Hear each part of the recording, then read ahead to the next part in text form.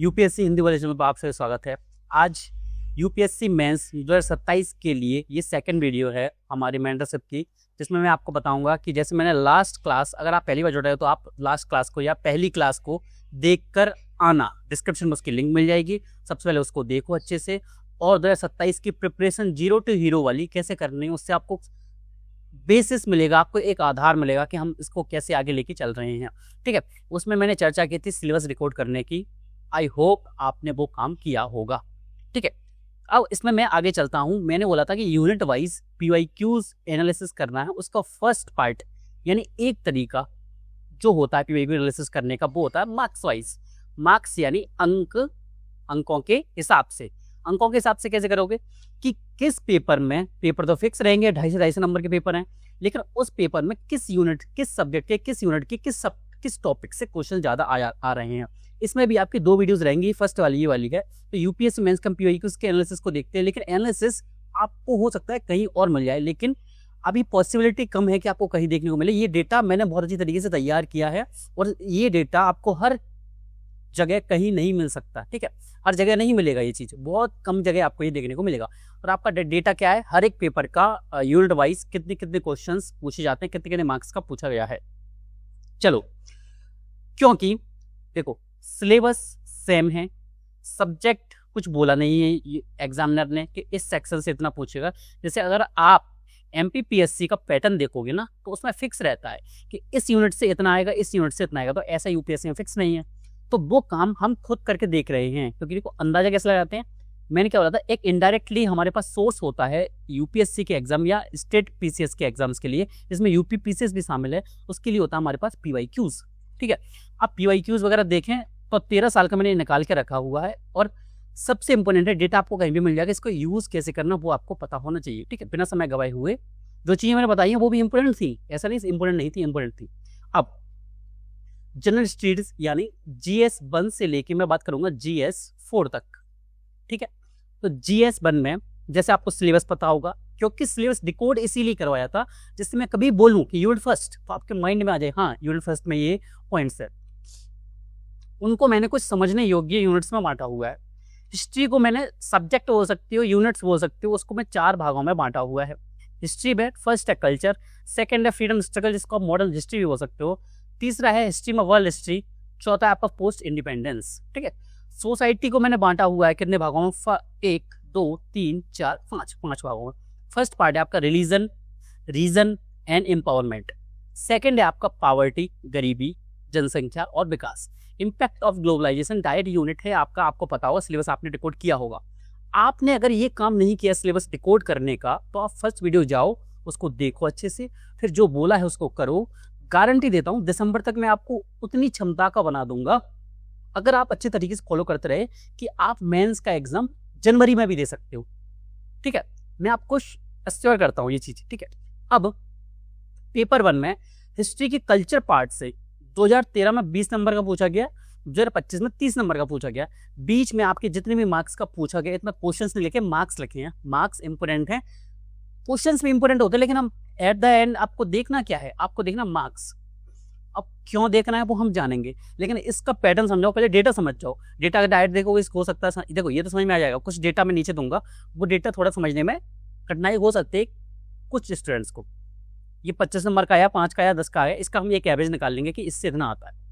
ऐसे ही freedom struggle का, ऐसे ही वर्ल्ड हिस्ट्री का, ऐसे ही पोस्ट इंडिपेंडेंस का, इसी तरह सोसाइटी, इसी तरह ज्योग्राफी को भी हमने क्लाइमेट, डिजास्टर, फिजिकल, रिसोर्सेज और इंडस्ट्रियल लोकेशंस में बांटा हुआ है। 2013 में आया था 10 नंबर का, और लास्ट 5 साल 0। ठीक है भाई, अब मैं आपको बताऊं इसका क्रक्स क्या निकलेगा। डेटा ये है, ये डेटा ये तैयार मैंने किया है, इसका क्रक्स मैंने तैयार किया। पूरी स्लाइड्स अच्छे से देखना, बहुत मेहनत लगी है, लेकिन आप देखो इसको अच्छे तरीके से। ठीक है, हिस्ट्री का अगर मैं एवरेज रेशियो देखूं और एवरेज मार्क्स दे दूं पर ईयर, लास्ट 5 ईयर का निकाला 13 साल का है, लेकिन ट्रेंड चलता है वो लास्ट 5 साल का चलता है हमेशा। आप लास्ट 10 साल का निकाल सकते हो, देखो डेटा आपके पास है, आप हिसाब लगा लो, कैलकुलेशन कर लेना। लेकिन लास्ट 5 ईयर का सबसे बेस्ट अप्रोच होती है लास्ट 5 ईयर को एक्यूरेसी के साथ देखने की। देखो कल्चर से 145 नंबर का पूछा गया 2021 से 45 तक का, यानी 29 मार्क्स आपके हर एक साल। ठीक है, 10 नंबर के 3 मान सकते हो या 15 के 2 क्वेश्चन मान सकते हो, हर साल आते ही हैं। एवरेज 11.6% बनता है पेपर का। अब इन सभी चीज़ों में इसको देख के पहले, इससे पहले ये देखो सब्जेक्ट वाइज आ जाओ, फिर हम यूनिट वाइज जाएंगे। हिस्ट्री, सोसाइटी, ज्योग्राफी, इसको आप यहाँ पे आपको खुद का बहुत बड़ा ब्लेंडर देखेगा। ब्लेंडर आप जो लोग क्या कर रहे हो अभी, वो कर रहे हो कि हिस्ट्री का जो लास्ट 5 ईयर का जो एवरेज है वो है हिस्ट्री का 26.8%, सोसाइटी का 28.8% और तीसरा ज्योग्राफी का 30.4%। समझ रहे हो? इसमें एक चीज आपने ध्यान दी होगी कि हिस्ट्री जिसको हम 2-2, 3-3 महीने, 4-4 महीने फाउंडेशन में पढ़ते हैं, 2-2 महीने मिनिमम लगते ही हैं फाउंडेशन में पढ़ने में, और एक सोसाइटी, दोनों में मार्क्स का डिफरेंस कुछ नहीं है, जबकि बल्कि किसमें, इंडियन सोसाइटी से क्वेश्चन ज्यादा पूछे जा रहे हैं हिस्ट्री की तुलना में। और हम टाइम कितना देते हैं, हम हिस्ट्री को टाइम अगर रिवीजन देने को मैं कहूँ आपसे, तो आप 8 दिन हिस्ट्री को दोगे और 2 दिन इंडियन सोसाइटी को दोगे। मैं ये नहीं बोलूंगा कि आपको इंडियन सोसाइटी को ज्यादा टाइम देना है, क्योंकि ज्यादा क्वेश्चन आ रहे हैं, सिलेबस बड़ा है हिस्ट्री का, इसलिए उसको उसकी डिमांड होती है ज्यादा टाइम लेने की।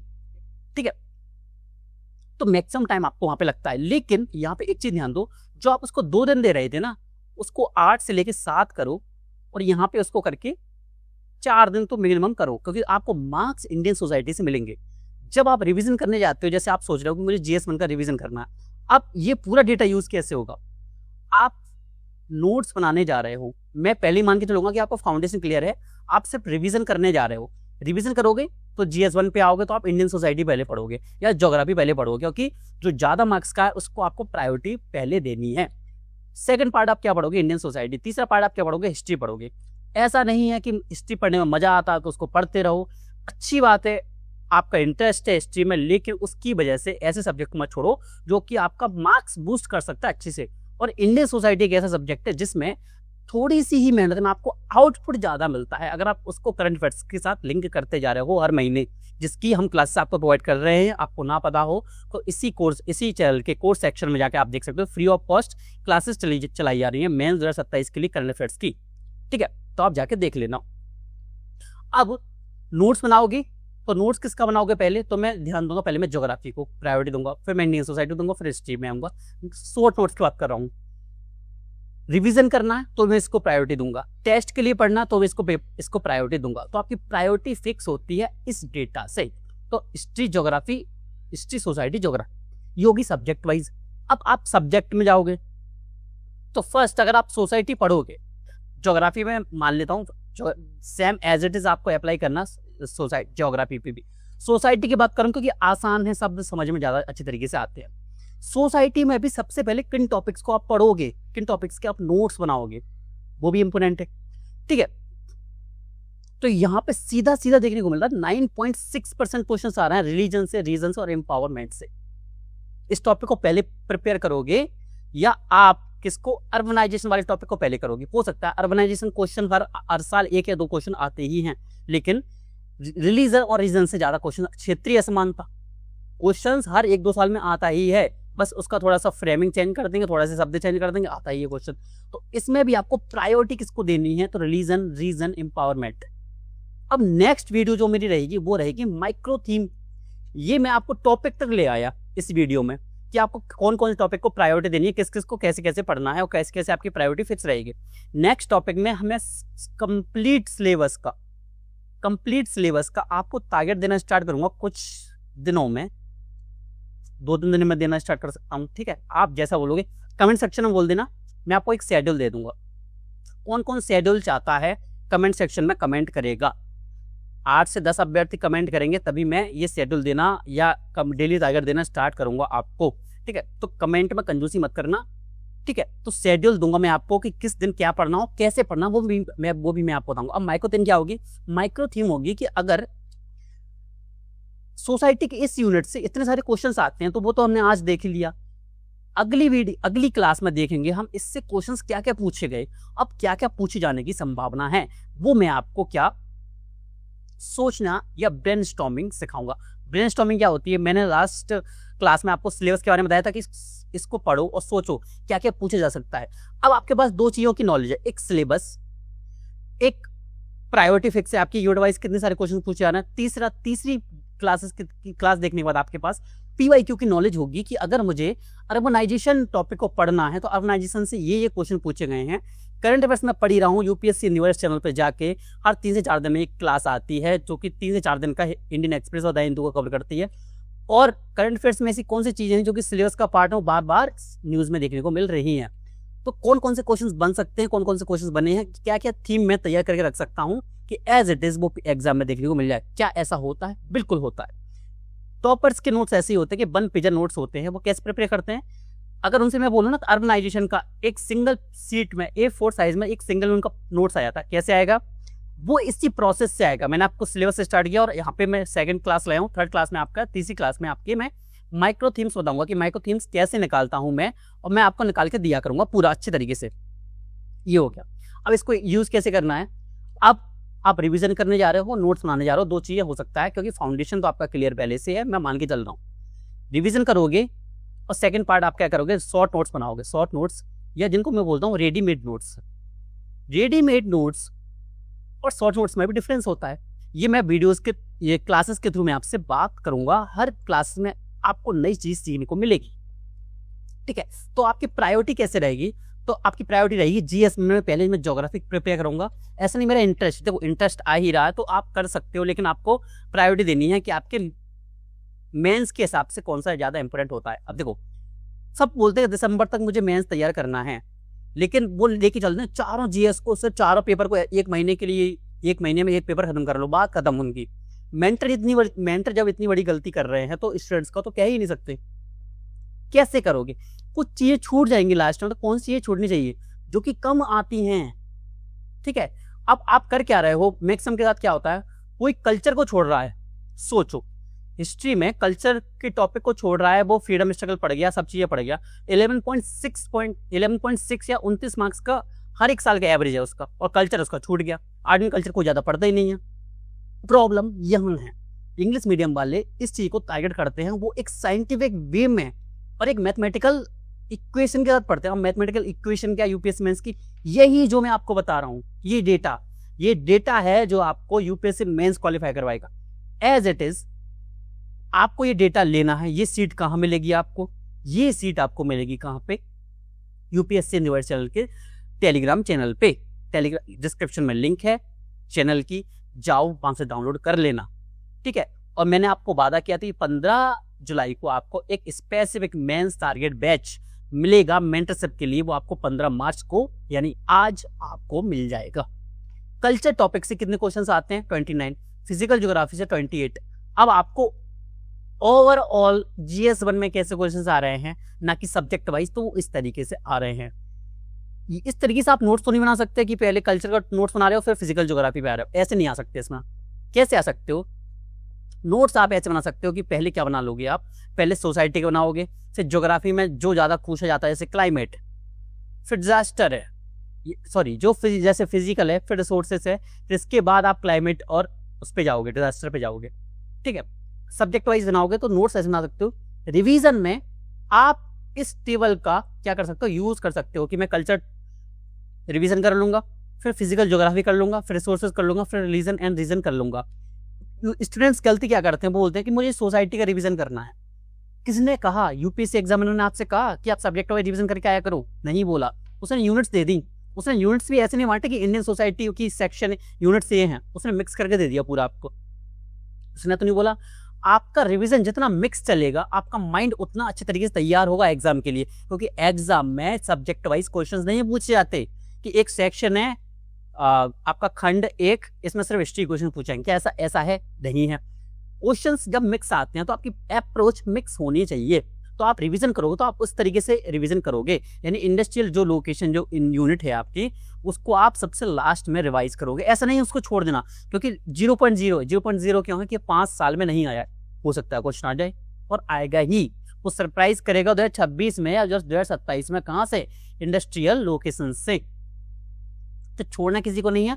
प्रायोरिटी आपको ये रखनी है, रिवीजन की प्रायोरिटी ये रहेगी। और नोट्स बनाने की 2 तरीके के नोट्स होते हैं, शॉर्ट नोट्स और रेडीमेड नोट्स। दोनों को इंटीग्रेट करके कैसे बनाना वो मैं क्लासेस के थ्रू आपको बताते जाऊंगा, लेकिन मैं आपको प्रिपेयर कर रहा हूँ कैसे आपको लेके चलना है आगे। तो सब्जेक्ट वाइज आपका प्रायोरिटी रहेगी ज्योग्राफी। ज्योग्राफी में अगर मैं जाऊंगा तो पहले पढ़ूंगा मैं क्या, पहले पढ़ूंगा मैं आपका 11.2% वाला कौन सा सेक्शन है, वो है फिजिकल ज्योग्राफी से क्वेश्चंस क्या क्या बन रहे हैं वो मैं आपको नेक्स्ट क्लास में सिखाऊंगा। एज इट इज ये डेटा GS2 के लिए भी प्रिपेयर किया हुआ है मैंने। आपका काम बहुत आधा कर दिया। अगर आप ये डेटा लेने जाओगे ना, उल्टा सीधा मिलेगा डेटा, कहीं से कॉपी पेस्ट किया हुआ मिलेगा। कुछ देखो, कुछ कॉपी पेस्ट मैंने भी किया है, मैं इस चीज को एग्री करूंगा, मैंने किया ही है, लेकिन कुछ प्रिपेयर मैंने भी किया है, कुछ गलतियां थी, कुछ चीजों को डिकोड किया कि हाँ ये प्रिपेयर गलत हो सकता है। एक एक क्वेश्चन देखा, इन पेपर का मैंने एक एक क्वेश्चन देखा है लास्ट 5 साल का, फिर देखा कि हाँ क्या ये सही है, फिर चेक किया डेटा हर जगह अलग अलग निकलना है, थोड़ा बहुत चेंजेस आ सकते हैं, लेकिन कई जगह क्या होता है बहुत सारी कोचिंग्स का तो पता नहीं क्या सोचकर उन्होंने भर दिया कुछ भी।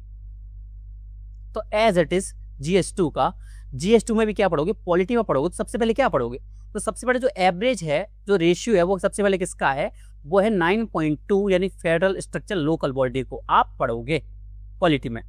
अब इसका माइक्रो थीम्स क्या होती है, माइक्रो थीम्स होती क्या है वो हम नेक्स्ट क्लास में समझेंगे। और ये हो गया आपका GS3 का पूरा क्रक्स मैंने निकाल के दिया है कि आप रिवीजन करोगे तो रिवीजन की प्रायोरिटी आपकी रैंकिंग क्या होगी। मैं एनवायरनमेंट करूंगा, फिर डिजास्टर करूंगा, फिर ग्रोथ करूंगा, फिर साइंस एंड टेक, फिर क्रॉपिंग, फिर बॉर्डर, ऐसे लेके मैं नीचे तक जाऊंगा। ये आपका GS4 में बेसिक थ्योरी से क्वेश्चंस कितने आ रहे हैं, 20 मार्क्स के 20 मार्क्स, तो एवरेज लेके चल रहा है वो। और ऐसे ही क्या आपका सबसे छोटा जो रेशियो निकल के आता है वो आता है 28.0। सोचो थिंकर्स से क्वेश्चन ज्यादा आते हैं, तो आप एथिक्स का प्रिपरेशन कर रहे हो, सब कुछ पढ़ रहे हो, थिंकर्स पे ध्यान नहीं दे रहे हो तो बड़ी प्रॉब्लम हो सकती है। तो ये क्लासेस जो आपकी मेंटरशिप की क्लासेस चल रही हैं अभी UPSC पर हिंदी मीडियम वाले स्टूडेंट्स के लिए 2027 के मेंस एग्जाम के लिए, ये आपको रास्ते से भटकने देंगी और आपको एक राइट डायरेक्शन प्रोवाइड करती हैं।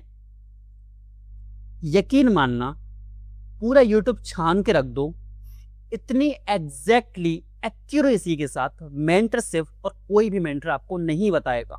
मैं आपको वो चीजें सिखा दूंगा जो कि टीचर्स खुद सीखते हैं पर आपको ज्ञान मारते रहते हैं, मैं आपको खुद ही सिखा दूंगा, आपको किसी की जरूरत पड़ेगी ही नहीं। इस सीरीज के खत्म होने पर ही आपको किसी बड़े टीचर की क्लासेस नहीं देखनी है, सब हवाई बातें कर रहे हैं, आप खुद सीख जाओगे लास्ट तक, ठीक है। ये आपका GS4 हो गया, ये लास्ट खत्म। तो मेरा इस वीडियो का जो उद्देश्य था वो था आपको डेटा बताना कि डेटा किस तरीके से मैंने इसको प्रिपेयर किया है, इसको कैसे यूज करना है, किस तरीके से आपको डायरेक्शन से भटकना नहीं है। अब वो चीजें क्योंकि बेटे जी आपको बताता है कि आपका मेंस के एग्जाम के लिए, नेक्स्ट एग्जाम के लिए आपको कैसे प्रिपेयर करना है। इसका रिजल्ट आपको 2026 में देखने को मिल सकता है। कैसे, इसी वेटेज के हिसाब से अगर आप इन टॉपिक्स को प्रिपेयर करें तो कितना % क्वेश्चन, यानी मैं मान के चलूंगा, गारंटी देता हूँ 80% यही एवरेज रहेगा। 80% टाइम या 85% टाइम यही एवरेज रहेगा। और 85% टाइम निकलने का पता मतलब क्या होता है, या आउटपुट बोलूं, आउटपुट निकलने का पता मतलब क्या होता है, आपको मार्क्स आने सिर्फ 50 to 55%, इतने में तो आप टॉपर बन जाते हो, टॉप 100 में आ जाते हो, ठीक है। तो अगर इतने टॉपिक्स आपके आ रहे हैं, टॉप 85% आपने निकाल के रख लिए हैं कि आपकी प्रायोरिटी क्या है। प्रायोरिटी में से भी अगर आप 70% प्रायोरिटी लोगे या 50% टॉपिक्स जो ऊपर के उनको पढ़ लोगे, यकीन मानो आपका सिलेक्शन कोई नहीं रोक सकता, क्योंकि जो आपने टॉप 50% टॉपिक्स लिए हैं उठा के ऊपर से, जैसे कल्चर ले लिया, कल्चर की माइक्रो थीम्स दूंगा तो आपको समझ में आ जाएगा, आप खुद बता दोगे 2027 में किन किन टॉपिक से क्वेश्चन आ सकते हैं, उनसे ही आएंगे। मेंस में प्रेडिक्ट करना UPSC को आसान होता है प्रीलिम्स की तुलना में। प्रीलिम्स में तो है ही नहीं आसान, उससे कठिन तो है ही नहीं, जो प्रेडिक्शन होता है उससे ज्यादा कठिन है ही नहीं, वो कुछ भी पूछ सकता है। मेंस में प्रेडिक्शन आसान होता है। और ये पता है, जो नया स्टूडेंट्स होगा ना वो बोलेगा सर मास्टर फेंक रहा है, मेंटर फेंक रहा है बिल्कुल बहुत तेजी से। जो मैच्योर और जिसको अंडरस्टैंडिंग हो चुकी होगी, UPSC PY को इसको बार बार देखता होगा, जिसको अंडरस्टैंडिंग होगी UPSC मेंस की, उसको पता होगा कि मास्टर या मेंटर इस टाइम पर सही बोल रहा है कि मेंस को प्रेडिक्ट करना थोड़ा सा आसान तो नहीं होता, आसान तो नहीं बोलूंगा, थोड़ा सा आसान होता है, क्योंकि PYQ बेस्ड क्वेश्चन पेपर पूछे जाते हैं, ठीक है। तो माइक्रो थीम्स में आपको नेक्स्ट क्लास में बताऊंगा कि माइक्रो थीम्स कैसे निकल के आती है। मैं माइक्रो थीम्स का मतलब क्या होता है, कल्चर है, कल्चर में भी किन किन सब टॉपिक्स क्वेश्चन आते हैं, जैसे क्या नृत्य कला से क्वेश्चन आता है, क्या स्थापत्य कला से आता है, अगर स्थापत्य कला से आता है तो क्या मौर्य काल से आएगा, किससे आएगा, ठीक है। और अगर मैं मान के चलता हूँ जैसे कि सोसाइटी में इम्पैक्ट ऑफ ग्लोबलाइजेशन पूछा, ये तो खुद में एक मैगजीन में, तो इम्पैक्ट ऑफ ग्लोबलाइजेशन या रिलीजन, ठीक है, इससे डाइवर्सिटी से क्वेश्चन आता है, डाइवर्सिटी से। तो डाइवर्सिटी से अगर क्वेश्चन आता है, ये सब टॉपिक है, क्या इससे क्वेश्चन आए हैं? मैं बताऊंगा हाँ इससे क्वेश्चन आए। कितने क्वेश्चन आए इससे? लास्ट 10 साल में 4 क्वेश्चन आए। सर ये 4 क्वेश्चन कौन से हैं? मैं बोलूंगा 4 क्वेश्चन ये हैं, यानी इतना डिटेल्ड मैं आपको ये पूरा डेटा देने वाला हूँ। मैं क्या बोल रहा हूँ, बोलते हैं ना कि आईआईटी से क्वेश्चन, आईआईटी से जो टॉपर्स हैं वो मैक्सिमम क्यों निकल रहे हैं? वो कैलकुलेशन बेसिस मेंस की प्रिपरेशन कर रहे हैं, जो कि आप नहीं करते। कोई भी टॉपर आपको नहीं बताएगा। मैं बोलता हूं आपसे, क्या किसी ने आज तक आपके लिए यूज किया कि कैलकुलेशन बेस्ड मेंस प्रिपरेशन? बताओ, कोई टीचर, किसी टीचर ने इन कीवर्ड्स का यूज किया आपके लिए, आपको समझाने के लिए? लेकिन ये काम करता है, और आप इस क्लास को देख के समझ गए होंगे कि हाँ सर इस तरीके से थोड़ा सा डायरेक्शन बन रहा है और ये हमारी प्रायोरिटी फिक्स करेगा। ये काम करता है क्योंकि आप जब खुद समझ रहे हो, जब आप एक बिगिनर होके समझ रहे हो। बिगिनर का मतलब पता है, ये नहीं है कि 2 महीने पहले प्रिपरेशन स्टार्ट किया। बिगिनर का मतलब ये है कि ये चीज़ पहली बार पता चली है उसको कि मेंस में वो बहुत ज़्यादा अच्छा नहीं है, उसने बेसिक फाउंडेशन पढ़ा हुआ, बेसिक चीज़ें, ठीक है। तो नेक्स्ट क्लास कब करनी है और शेड्यूल चाहिए अच्छी तरीके से, मैं टारगेट्स दूं पर डे। उस जो मेंटरशिप का टारगेट चैनल ओपन कर रहा हूं मैं, ठीक है, जो ग्रुप आपको मिलेगा उसमें पर डे में टारगेट दूं, तो उसके लिए आपको क्या करना है, कमेंट करना है। इसी यूट्यूब क्लास के कमेंट सेक्शन में जाके कमेंट कर दीजिए। तो आपसे को बहुत बहुत धन्यवाद, मिलते हैं आपसे नेक्स्ट क्लास में।